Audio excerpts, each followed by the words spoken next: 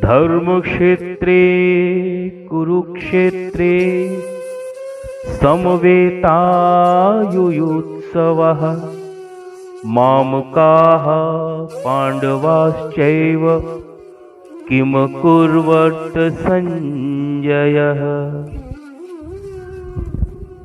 धृतराष्ट्र ने कहा, हे संजय, कर्म भूमि कुरुक्षेत्र में युद्ध की इच्छा से एकत्रित हुए मेरे और पांडु के पुत्रों ने क्या किया? ओम शांति।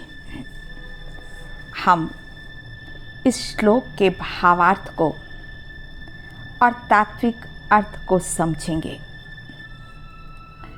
ये धर्म क्षेत्र अर्थात जिस भूमि पर स्वयं परमात्मा अवतरित होकर सभी को श्रेष्ठ कर्म करने की कला सिखलाता है, और कुरुक्षेत्र अर्थात इस सारे संसार रूपी कुरुक्षेत्र में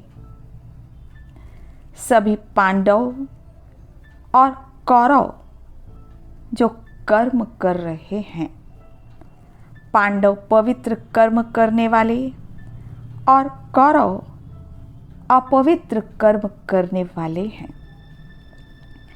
तो इस कुरुक्षेत्र के मैदान में जहां 18 अक्षौणी सेना का वर्णन है, हाथियों की चिंगाड़, रथों की गड़गड़ाहट, योद्धाओं की गर्जना, यह सब शब्द वास्तव में प्रतीकात्मक हैं।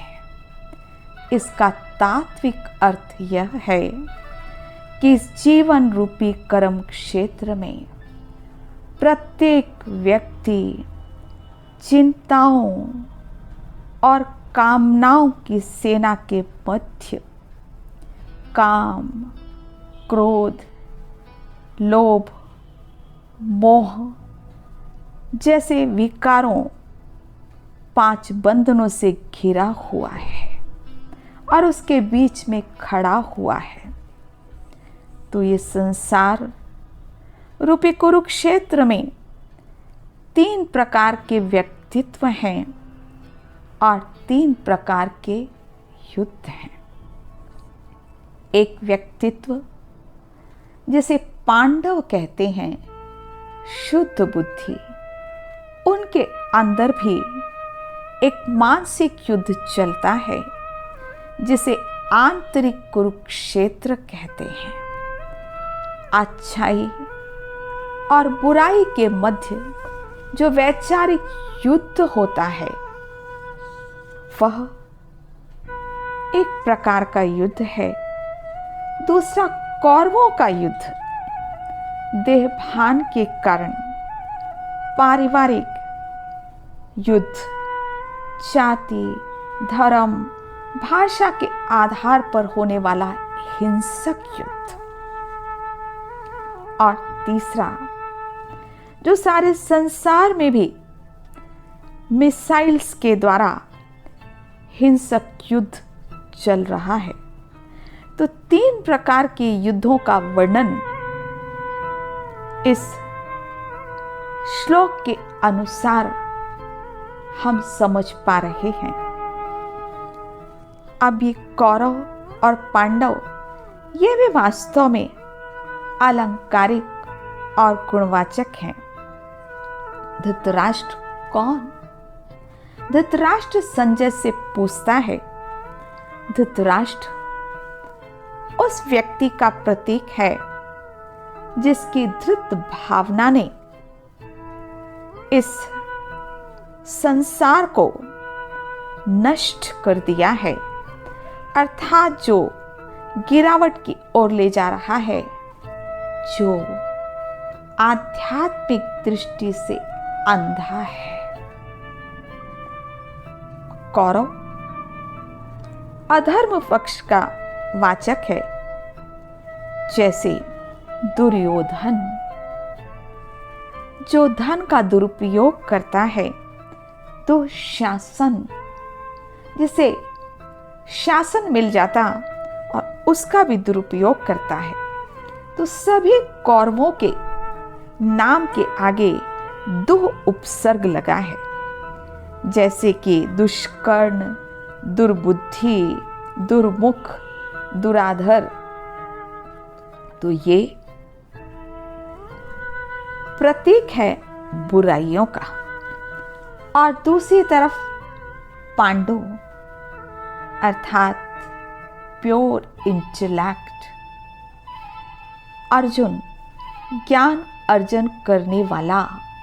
तो अर्जुन के मन में भी वैचारिक युद्ध चलता है, जिसको ही गीता ज्ञान के द्वारा अर्जुन सॉल्व करता है। और इस ज्ञान को समझकर वो बलवान हो जाता है, जिसे कि भीम शब्द कहा गया। जो व्यक्ति आत्मिक रूप से बलवान है, निर्भय है, तो गीता ज्ञान निर्भय बनाता।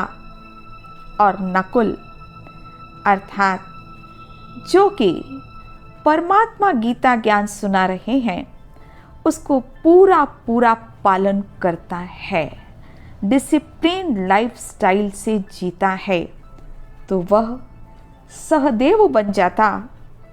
अर्थात सुंदर दुनिया बनाने के कार्य में वह मन वचन कर्म से सहयोगी बन जाता है। और तभी इस संसार रूपी युद्ध क्षेत्र में वह स्थिर बुद्धि रहता है, जिसे कि युधिष्ठिर कहा गया।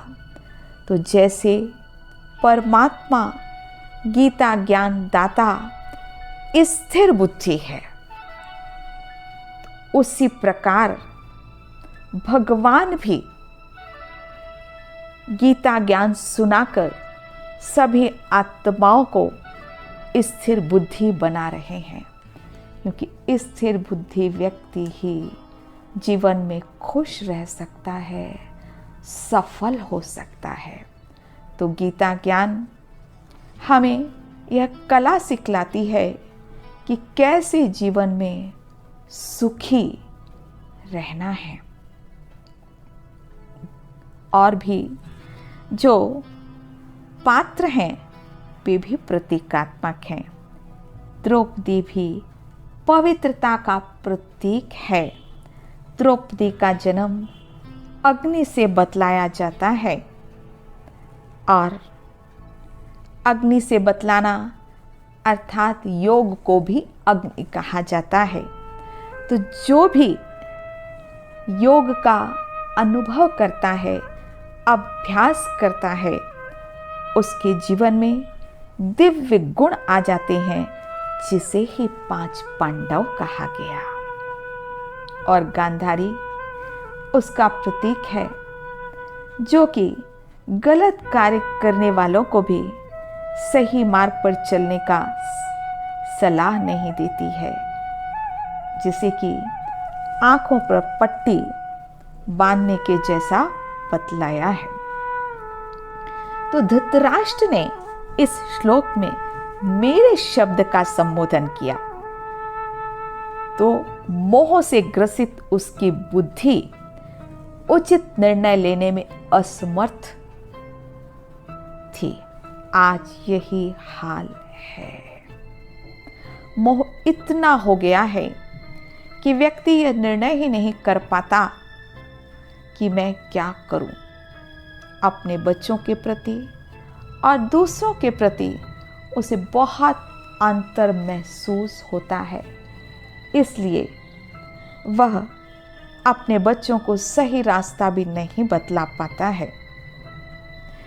तो पांडव बुद्धि अर्थात जो परमात्मा से प्यार करती है, प्रीत बुद्धि है, इस गीता ज्ञान को सुनती है, समझती है, उसका प्यार सिर्फ एक से ही होता है, जिसको ही कथानक के रूप में दिया गया है कि युद्ध प्रारंभ होने के पहले दुर्योधन और अर्जुन दोनों श्री कृष्ण के पास मदद के लिए मांगने जाते हैं।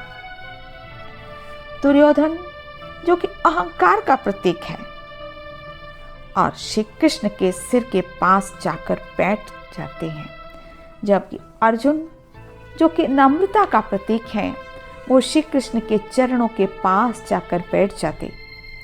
जैसे ही श्री कृष्ण जागते हैं उनकी नजर अर्जुन पर पड़ती है और अर्जुन से कहते हैं कैसे आए। तो दुर्योधन तुरंत बोलता है कि पहले तो मैं आया हूं। तो दुर्योधन की वाणी सुनकर श्री कृष्ण कहते हैं आपका भी स्वागत है, लेकिन मैंने अर्जुन को पहले देखा और वो आपसे छोटा भी है, तो वो जिस प्रयोजन से आया है पहले उसे कहने दो। तो अर्जुन को मांगने का अवसर मिलता है। तो श्री कृष्ण ने पहले ही यह शर्त रखी कि देखो आप युद्ध के लिए मदद मांगने आए हो तो दोनों एक बात जरूर सुन लो कि एक तरफ मेरी नारायणी सेना रहेगी और एक तरफ सिर्फ मैं रहूँगा। तो अर्जुन जो कि भगवान पर विश्वास रखता था उसने कहा प्रभु मुझे आपकी नारायणी सेना नहीं चाहिए, मुझे तो आप चाहिए। जैसे ही दुर्योधन ने यह सुना वो तो खुश हो गया कि श्री कृष्ण ने तो ये भी कहा है कि मैं जिस तरफ रहूंगा उस तरफ हथियार नहीं उठाऊंगा, तो फिर क्या फायदा। कहने का अर्थ कि जो मानव परमात्मा की शक्ति पर विश्वास नहीं करता है वह कभी भी सही रास्ते पर नहीं चल सकता, कभी भी सफल नहीं हो सकता। उसकी बुद्धि सिर्फ मटेरियलिस्टिक वर्ल्ड में रहती है। यही हाल दुर्योधन का था। तो दुर्योधन ने कहा कि मुझे तो ठीक है, आपकी नारायणी सेना ही चाहिए। और हम जानते हैं कि परिणाम क्या हुआ। तात्पर्य यह है कि जैसे अर्जुन ने भगवान को पहचाना और अपनी बुद्धि की लगाम भगवान को समर्पित कर दी और उसने युद्ध में सफलता प्राप्त की, तो ये हम सब अर्जुनों को संदेश है कि हम सब इस श्लोक के माध्यम से यह समझें कि अभी वह समय है। अगर हम परमात्मा से कनेक्शन जोड़ते हैं, उस पर विश्वास रखते हैं, तो इस जीवन रूपी संग्राम में अवश्य सफल होंगे। नहीं तो दुर्योधन की भांति जो भौतिकता को सब कुछ समझते हैं वो अवश्य ही नष्ट हो जाएंगे। तो 1 मिनट के लिए हम अनुभव करें कि हम अर्जुन हैं और मेरी प्रीत परमात्मा के साथ है। तो आराम से बैठें, शरीर को ढीला छोड़ें,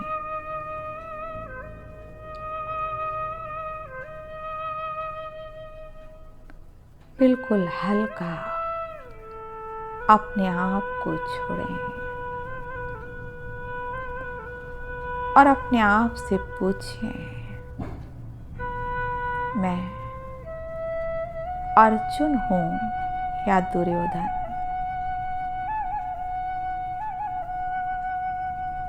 मैं अर्जुन पवित्र बुद्धि वाला हूं।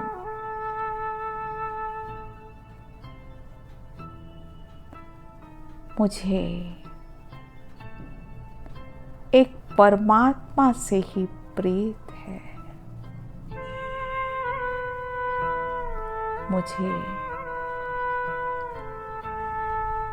उससे सत्य गीता ज्ञान सुनने का भाग्य मिल रहा है। मैं कितनी भाग्यशाली हूँ।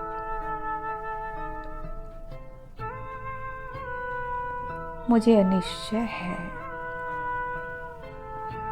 परमात्मा सर्वशक्तिवान है, हर कदम में मेरे साथ है। इस संसार की कोई भी भौतिक चकाचौंध शक्ति उसके सामने नगण्य है। तो मुझे तीसरे नेत्र से, ज्ञान के नेत्र से इस गीता ज्ञान को सुनना और समझना है।